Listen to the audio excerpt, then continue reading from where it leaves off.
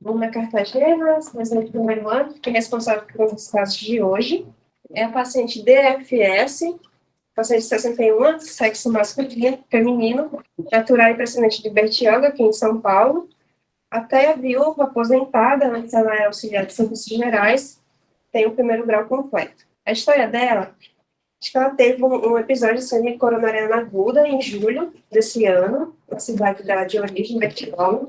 Provavelmente foi infarto com súbito inferior evoluído, com a coluna grande inferior. E aí, desde então, ela fez uma estratificação invasiva no local.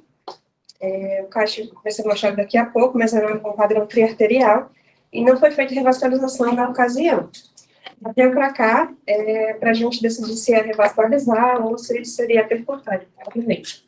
Desde então, desde julho, ela vem com angina, CCS3, bem típica, em aperto, radiação para mandíbula, cerca de 2 episódios por semana, ela estava bem limitada, não estava saindo de casa pela angina, e melhorava com isordil ou repouso cerca de 5 a 10 minutos. De antecedente, era só hipertensa e tem um relato de 4 infartos prévios, sendo esse último em julho que ela realmente trouxe a documentação desse infarto. Os outros foi só um relato de ter passado mal e no pronto-socorro local, mas sem revascularização também. Hábitos, tabagismo, etilismo, sedentária, e de funcionalidade é um paciente bem rígido, independente para viver dele, se sozinha na consulta. Das medicações que ela chegou fazendo uso, foram essas. A essa, losartano, lodipina, atenolol, em 12 horas, hidralazina, hidrocortiazida, simvastatina e propionnitrato. E aí, depois da consulta coronária, semana passada, a gente ajustou um pouco, deixou o clopidogrel, por causa da síndrome coronariana aguda, e fez umas modificações dos antipertensivos, que ela pegou bem hipertensa. No exame físico, tem MC de 31, chegou com essa pressão, 190 por 90, saturando bem, frequência de 71, sem estigmas de congestão e ausculta cardíaca e pulmonar normais.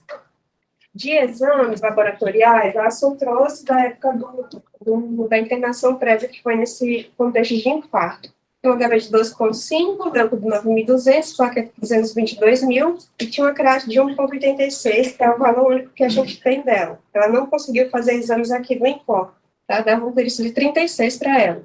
Só de potássio normais e essa troponina qualitativa reagente.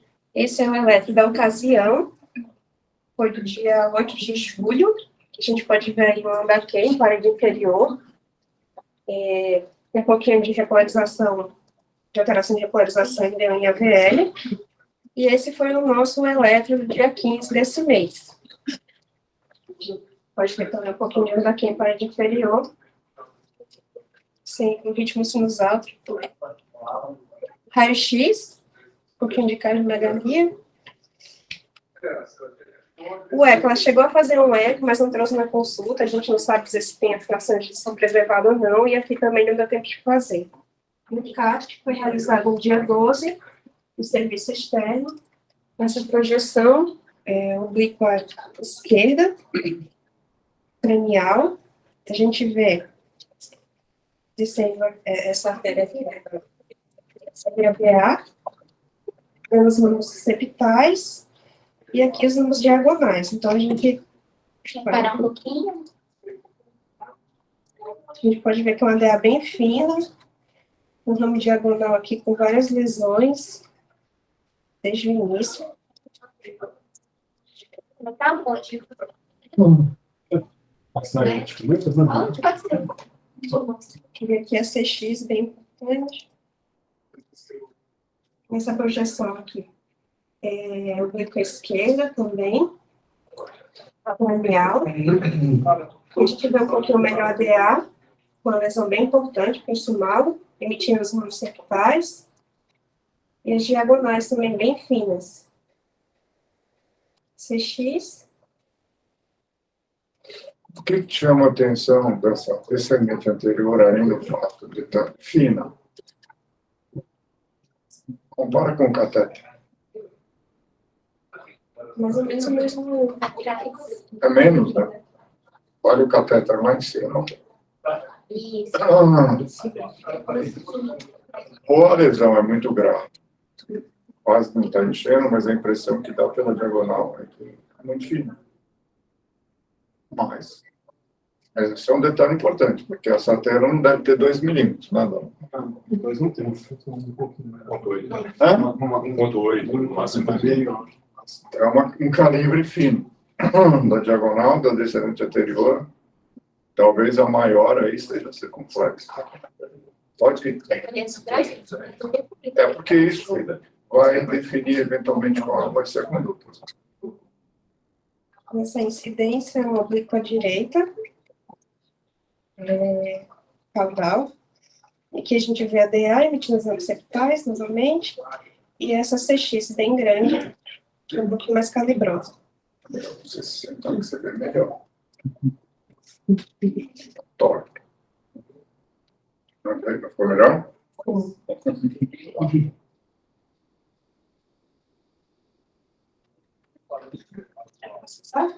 Pode. Spider, que a gente vê à esquerda DA, concluindo, e o CX.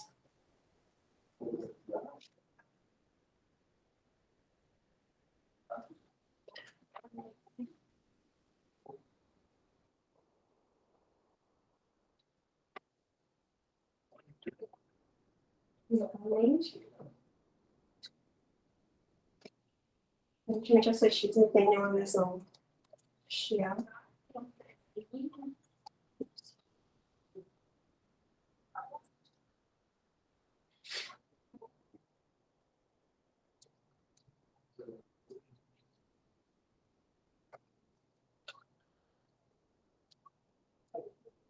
Acelera, uma lesão aqui no texto médio. Numerado. Com essa V dominante, né? Tem que tirar aqui o vamos ver tudo.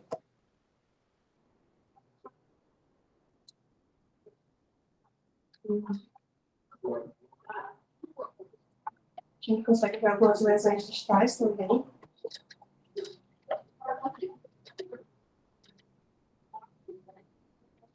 Dá uma pausa aí. Isso. Tem, né? Distal deve ter placa.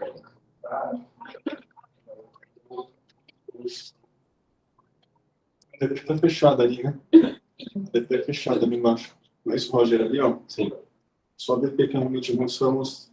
Essa até que recebe um pouquinho de papel na esquerda, nas outras funções. Uma competição de fluxo para o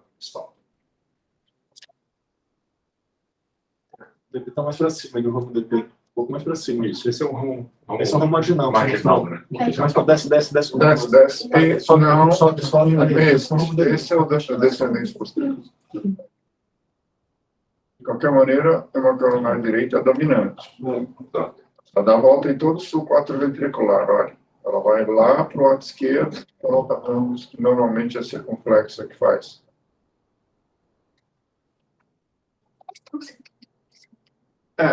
Se você falar 50, 60, 70, você está acertando. O problema é o funcional dela, porque é uma placa moderada.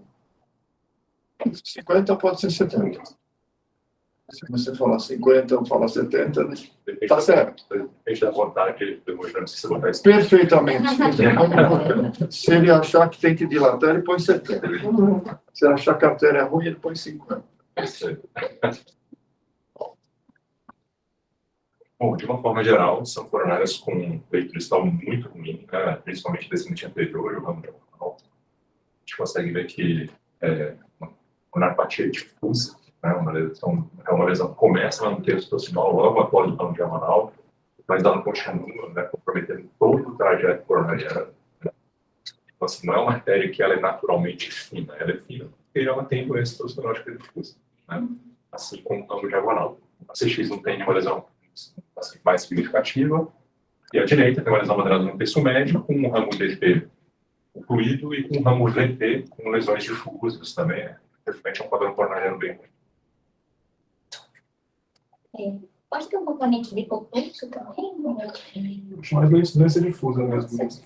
Até porque Tem doença difusa. vai apontando a DA desde a primeira lesão. Aí está nítido uma lesão de 90%. Todo mundo vê? Desce. Vem. Aí, tem outra lesão, 70%, 80%. Desce. Tem alguns pontos. Ali, né? mais para baixo, aí, também tem lesão. Olha a diagonal. A segunda diagonal. Essa, olha lá. Aí tem uma lesão no início, a placa. No início. Isso. Depois ela bifurca, olha, outro, o primeiro ramo, 90%. E ela é fina, quer dizer, que não dê para colocar um enxerto, mas não é uma situação ideal. O problema é que ela tem angina clausional 3. E a melhor artéria dela não tem lesão, que é a circunflexo. Não é? Circunflexo é ótimo. Assim, comparativamente, deve ter uns 2 milímetros, 2 e pouco. Mas não tem lesão. Sim. E é um ramo único, né? Um ramo grande. Aquele dominante, a DT grande. Isso, é como se fosse um diagonais, né? E o restante da parede inferior depende todo da direita, né? Parede inferior, parede lateral, lateral inferior, ápico inferior, é tudo da direita. É difícil tratar a angina dela, realmente. Que a gente tem. E a medicação dela está full mesmo, não? A gente ajustou na consulta. E a CD, eu preciso de 3. Mas a lesão do verso médio, eu daria 50, 60%. Não acho que é mais de 70%. Não acho que é grave o verso médio. O que mais assim, chamou atenção à direita é o VP, que é virtualmente fechado, né, fino, e o VP com várias lesões. Você vê que todos os ramos do VP têm uma coisa ali difusa, né? Difícil, né? Você abordar, né, periferiamente esse ramo. Não sei do ponto de vista cirúrgico como funcionaria, mas periferiamente é um jeito ruim. Né? Pode colocar nos scores para a gente ver. Tem 29, né? Isso. 29. Você vê que é interessante isso assim. É curioso para entender como a pessoa que viu esse filme junto com você, imagino que você deve calcular junto com um colega, não é isso? Como ela calculou, porque assim, é uma árvore coronariana que é muito difícil calcular o sintoma, dada as lesões difusas. Você vê que um centro de score de 29, num paciente multiarterial, um centro de score considerado intermediário, não é isso?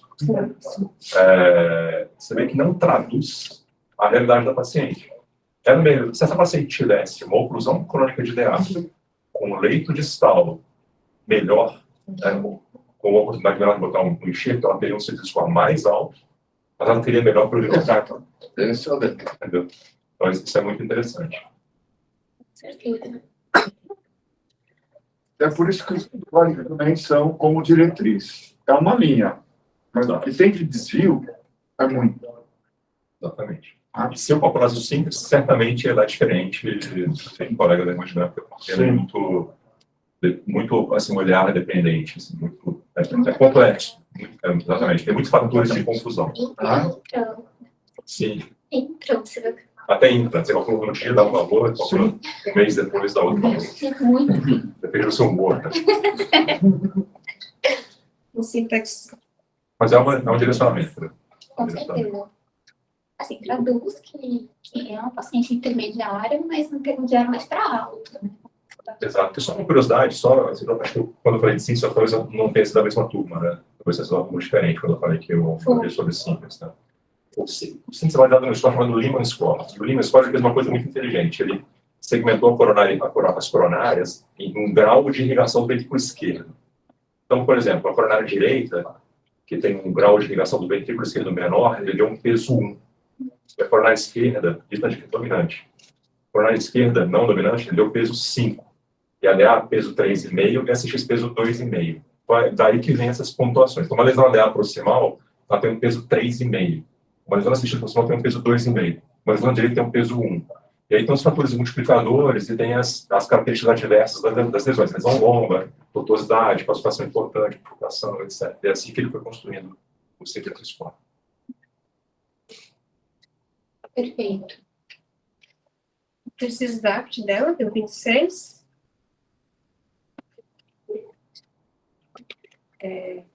No STS ponto 45, Eriscom, ponto 55. Esse aqui, né? Bom, qual foi a proposta do Discutir a possibilidade de revascularização para ser paciente. A gente ficou na dúvida cobertura? cirúrgica mesmo. A gente ficou na dúvida do leito distal, se daria para fazer algum cheiro. Basicamente foi essa a ideia.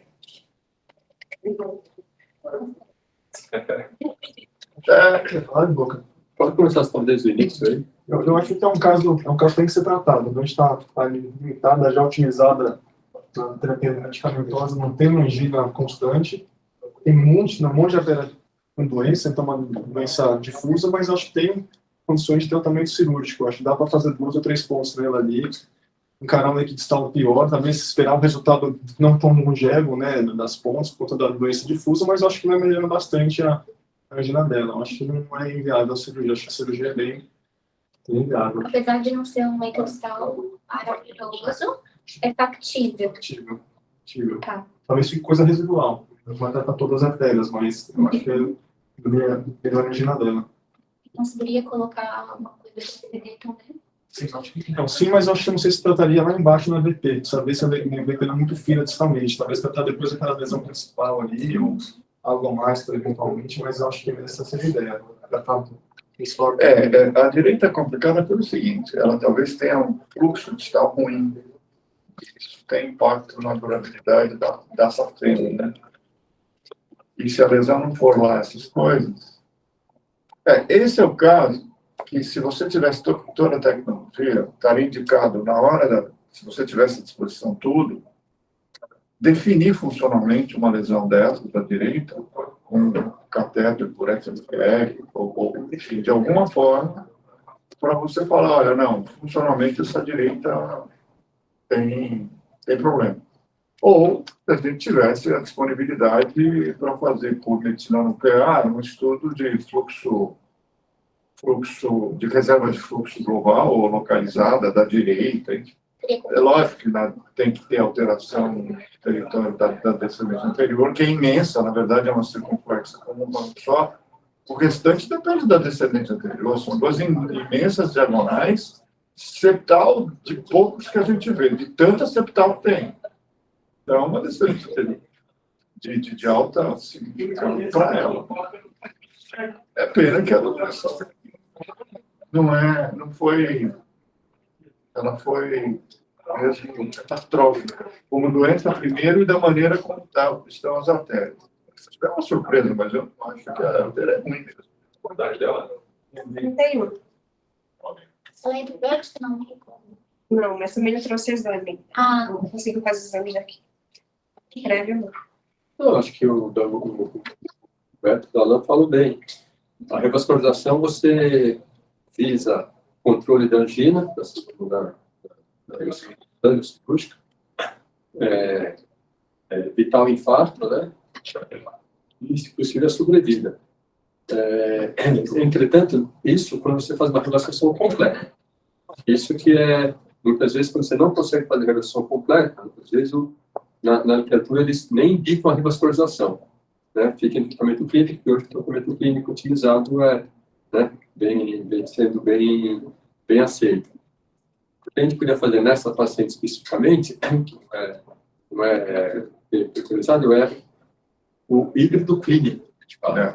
Uma mamária para DA, o Lu já comentou a importância dessa DA, você sempre vai aumentar o fluxo nas septais, diagonais, não vai ser adequado, mas está cansado de ver mamárias abertas com lesões difusas, a mamária ela consegue dentro da veia, o Lu comentou a veia na direita, a veia ela não tem vida, então ela fica com fluxo constante. Como fica com constante, com pressão alta, ela ainda fechada. A torácica interna, ela tem vida, a artéria, então ela contrai e dilata.